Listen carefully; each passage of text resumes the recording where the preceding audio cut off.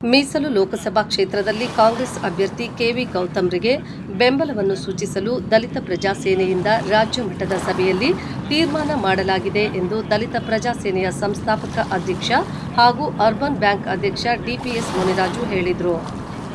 ನಗರದ ವಾಲ್ಮೀಕಿ ವೃತ್ತದಲ್ಲಿ ಸುದ್ದಿಗಾರರೊಂದಿಗೆ ಮಾತನಾಡಿ, ನಾಳೆ ಬೆಳಗ್ಗೆಯಿಂದಲೇ ಜಿಲ್ಲೆಯಾದ್ಯಂತ ದಲಿತ ಪ್ರಜಾ ಸೇನೆ ಕಾರ್ಯಕರ್ತರೊಂದಿಗೆ ಕಾಂಗ್ರೆಸ್ ಪಕ್ಷದ ಅಭ್ಯರ್ಥಿ ಪರವಾಗಿ ಚುನಾವಣೆ ಪ್ರಚಾರವನ್ನು ಹಮ್ಮಿಕೊಳ್ಳಲಾಗಿದೆ ಎಂದರು.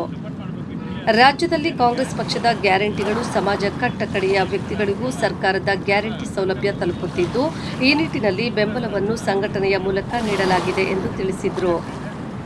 ಕೋಲಾರ ಲೋಕಸಭಾ ಕ್ಷೇತ್ರದ ಕಾಂಗ್ರೆಸ್ ಅಭ್ಯರ್ಥಿ ಕೆವಿ ಗೌತಮ್ರಿಗೆ ಕೋಲಾರ ಶಾಸಕ ಮಂಜುನಾಥ್ ಅವರ ನೇತೃತ್ವದಲ್ಲಿ ತಾಲೂಕುವಾರು ಕರ್ನಾಟಕ ದಲಿತ ಸೇನೆ ಮುಖಂಡರೊಂದಿಗೆ ಪ್ರವಾಸ ನಡೆಸಿ ನಾಳೆಯಿಂದಲೇ ಮುಳಬಾಗಿಲು, ಕೆಜಿಎಫ್, ಬಂಗಾರಪೇಟೆ ಕ್ಷೇತ್ರಗಳಲ್ಲಿ ಪ್ರವಾಸವನ್ನು ನಡೆಸಲು ಮುಂದಾಗಿದ್ದೇವೆ ಎಂದರು.